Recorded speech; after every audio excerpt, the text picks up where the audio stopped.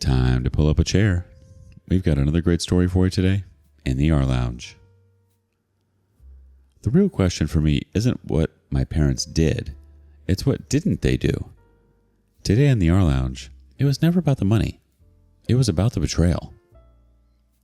Parents tried to steal my inheritance to pay off their debts, so I sued them and took everything they owned. How do I even start this?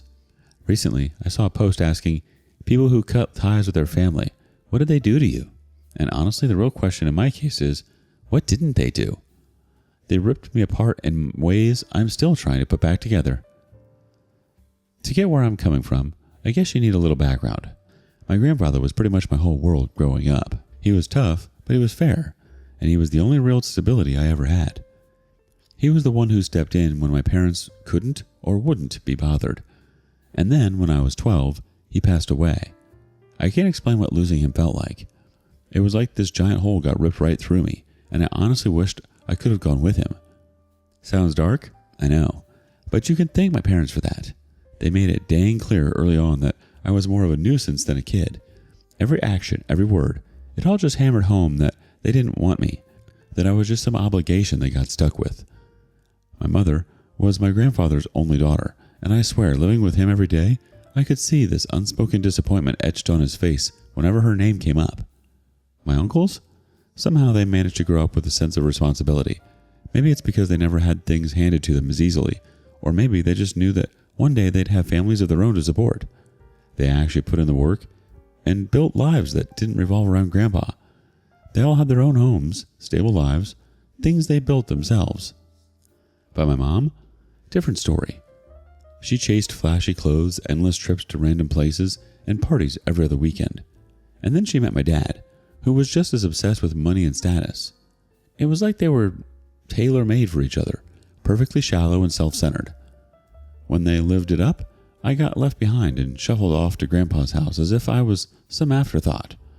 For a long time, I convinced myself I must have been an accident, like they just got caught up in their own lives and had me as a slip-up. Or maybe I was just a backup plan of some kind. When Grandpa passed, that was the first time my mom actually took an interest in me. Not because she suddenly cared about me, but because she realized what I represented. The one person Grandpa left something to in his will, apart from my uncles. He left me his house and a good bit of money. That makes sense, right? Grandpa knew my mom wouldn't think twice about selling everything he'd ever worked for, just for a quick buck. Maybe it was harsh for him to not leave anything to her, but I'm not in a position to judge. He knew his daughter better than I know my mom. I was practically his only companion in his last years, alongside a nurse who helped take care of us in his final days. My uncles and cousins? Sure, they'd come by every so often, but I was the one there constantly. I think another reason he left me what he did is because he felt some kind of guilt over how my mom turned out. She was the only girl, and with her looking like my grandfather, maybe he doted on her, and she ended up spoiled. I wasn't there in her childhood, so I wouldn't know. It's wild to think about, though. My cousins had these happy, carefree childhoods, full of love and attention, while I was the one he leaned on, the one who had to be his emotional support. And somehow, this was just supposed to be normal for me. About a month after Grandpa passed, I found out my mom was pregnant with my twin sisters. Later, I learned she'd actually wanted to terminate the pregnancy because, as you could probably guess, kids don't exactly fit in with a party all the time lifestyle. But, in a surprise move, my dad put his foot down. Apparently, even he had a limit. So they did the responsible thing and had the twins. Not that it slowed them down much, they still managed to pass off responsibilities as much as possible. To me, of course. Fast forward to when I turned 18, and the terms of my inheritance finally kicked in. Grandpa's plan made sense. I got the house and a trust fund. It was supposed to be a safety net, a new start for me once I finished college. I had zero intentions of touching the money prematurely, of course. I will get it when I turn 25, so no rush. Grandpa's lawyer had gone over the numbers back then, and I had a clear idea of what should be in there, especially with the way the investments had supposedly been set up to grow over time. Now, looking back, I probably should have seen it coming. Early on, my parents had dropped hints, little requests to borrow from the funds for household expenses. I shut it down every time, and I thought that would be the end of it. But no, they just found a way to get sneakier. A few years later, I noticed that my trust fund balance didn't match my expectations. Grandpa's plan should have meant it was accumulating at a healthy rate, adjusted for inflation. But the numbers weren't adding up, and it was clear I wasn't seeing the big gains I'd been promised. I tried to come up with every reasonable explanation. Maybe the bank had made a mistake. Maybe there was a miscalculation in the way the trust was set up. But no matter how much I racked my brain, none of it added up. At first, I racked my brain trying to come up with any scenario that might explain this discrepancy. Did the bank make a mistake? Was there some tax or hidden fee that I wasn't aware of? It was like banging my head against a wall. And that's when it all clicked. That first harmless time they'd asked for money, they hadn't respected my decision. They just started taking it, bit by bit. It was like this slow, almost invisible leak that had gone unnoticed until now.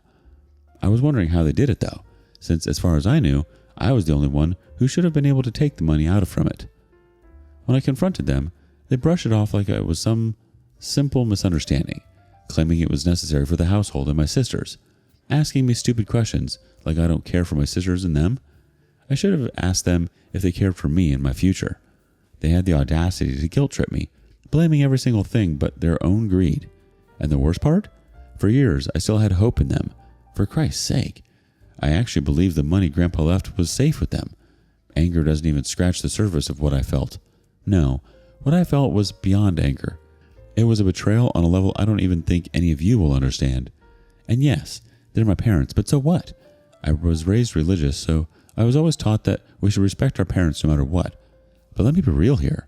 Beyond the time I spent with Grandpa, my life felt practically impoverished. They gave me what I needed to survive, but the second I asked for anything remotely nice, it was suddenly too much.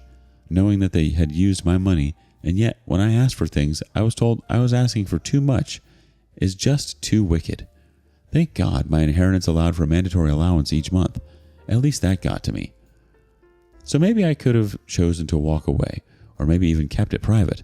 But no, I wasn't going to let it slide, especially after what my so-called mother had the nerve to say. She told me I should be grateful for her foresight in leaving me with Grandpa, that if it wasn't for her decision, I wouldn't even have this inheritance. Grateful? Grateful to have been dragged into a world I was starting to hate by the day?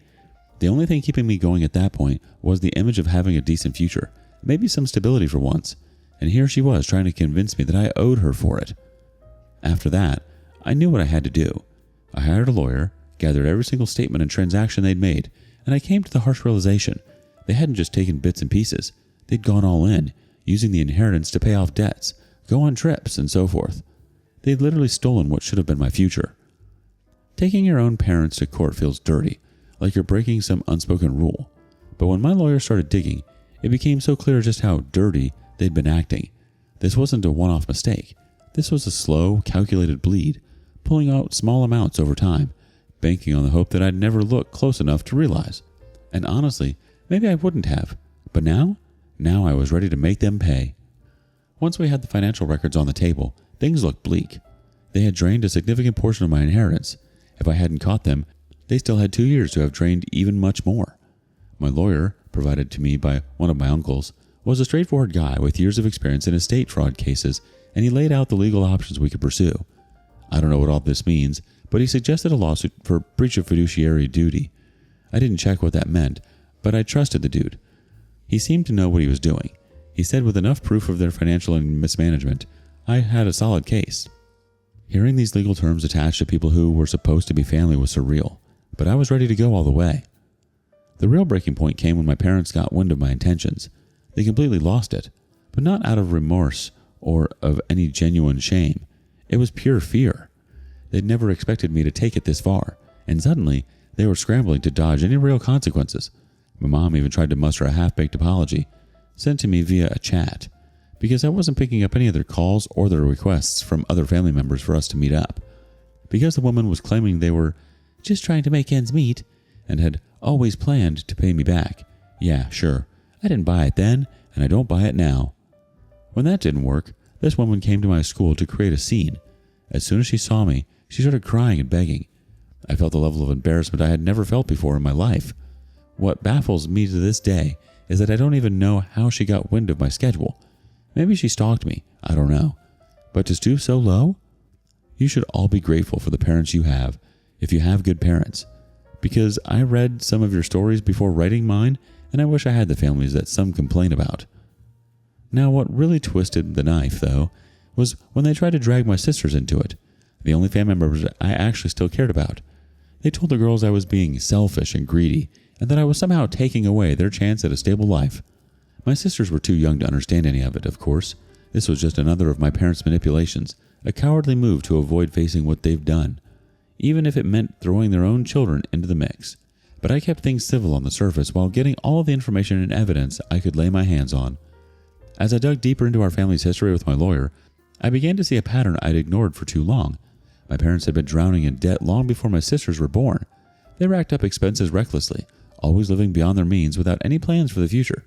So when Grandpa passed, they were already in deep financial trouble. My inheritance wasn't just some emergency fund to them, it was their only way out. But I wasn't about to let them treat me or Grandpa's memory like a pawn. My lawyer filed a suit for breach of fiduciary duty and misappropriation of funds. It was a tough decision, both emotionally and financially, but I had every right to defend what Grandpa had left me, even if it meant taking my own parents to court. The case was complicated, of course. My parents tried every trick in the book to discredit me, claiming I'd misunderstood the terms of the trust and that I had no idea how finances worked. But the proof was in the numbers. With each piece of evidence, every unauthorized transaction, every penny they'd blatantly misused, they ran out of lies to shield themselves. I wish I could say there was even a small part of me that felt guilty, but honestly, after seeing how cold they'd exploited me, any shred of guilt faded fast. After months of back and forth in court, the final ruling came down in my favor. The judge ruled clearly and firmly, acknowledging the overwhelming evidence of their mismanagement and ordering them to repay a significant portion of the inheritance they'd drained. On top of that, the ruling stripped them of any further control over my inheritance. The look on their faces when they realized they'd lost everything they'd just siphoned off is an image I'll carry with me for the rest of my life. Of course, they tried to turn it all back on me after the trial, blaming me for the financial mess they were left in, claiming I was the reason they were broke. But deep down, I think they knew it was all their own doing. I didn't cause their debt, I didn't force them to live beyond their means, and I definitely didn't make them steal from their own son. I got more than just my inheritance back. I finally had closure. I didn't have to keep pretending we were a family putting up with the lies and manipulation. It was over, and I could finally move forward with the life Grandpa had wanted for me all along. After the ruling, you'd think things would have settled down, right? But it wouldn't end as smoothly as that. My parents became almost desperate. They told anyone who would listen that I'd betrayed the family and painted me as some ruthless kid who'd sue his own flesh and blood. To them, it was all my fault for being greedy. They told the neighbors, our relatives, and even the few old friends they still had left that I had kicked them out, which I had, but not for the reasons they said I had. Obviously, this was a way to get a lot of money via sympathy from all these guys. I wanted them out, not just solely for revenge, but because I knew that with them being around me, I wasn't safe. I had put my sisters as my next of kin, so go figure, I was afraid with everything that was happening that they would be desperate enough to either kill me just to get that money. With all the money they got from their family and friends, sympathy-fueled fundraising, they managed to rent a decent but cramped apartment somewhere close by. My uncle wants to give me all the gossip, but I'm not interested, to be honest. All I cared about was that the shiny picture-perfect image they'd worked so hard to build, while essentially neglecting me, was shattered, and by me at that. They couldn't hide anymore. I don't know what they did, maybe squandered the money others must have given them, but their victim act must have quickly worn thin, because people suddenly started calling me to either complain or ask me what really happened, siding with me. I wasn't the villain anymore. It wasn't long before they got my new number and started calling me again, begging for money, even dropping my sisters unexpectedly off at my house when they knew I was around to ask me for money. I had to send them back and eventually left the house for a bit to throw them off any scent. I'm considering selling the house and leaving if they push me that far, but I wouldn't want to do that. I keep waiting to feel some sense of justice, the satisfaction people talk about after getting revenge, but it's not entirely there. I changed my mind later on to let my sisters come and visit me whenever they could, but my mom refused that. I guess she's out there spinning her version of the story, and I know it's likely I've lost my sisters over all this too. I hope that when they're old enough, they'll still find their way to me, and they won't be poisoned beyond repair. In the end, I learned that some people just never change. They don't get better as they get older or wiser. They just become more of what they already are, and my parents are those kinds of people. Now, I've made peace with my decision. I'm not in contact with my parents, like I said, and I don't think I ever will be again. My sisters, they're too young to understand everything that's happened, and I don't want to drag them into the middle of this mess. One day, when they're older, maybe we'll talk, and maybe they'll want to hear my side of the story, or maybe they'll be mad at me, thinking I was the one who tore the family apart. But I hope they'll understand eventually. Maybe they'll see that someone had to put a stop to it. And me? I'll keep moving forward. At least alone, I'm left with a sense of self-worth. Don't get me started on guilt trips. Don't you care about your sisters? They ask, while they're busy blowing your inheritance on themselves like it's some kind of get-rich-quick scheme. If the audacity of asking for money wasn't bad enough, they then had the nerve to act like you owed them for their foresight in leaving you with Grandpa. But you didn't just roll over like a good old little doormat. Way to go, OP. While they were drowning in their own lies and debts, you were free, finally able to live the life Grandpa always hoped for you. Do you have a similar story? Share it with us in the comments below. And thanks for joining us today in the rLounge. Be sure to like and subscribe and hit that notification bell so you don't miss out on our next video. Until next time, and please put your chair back where you found it.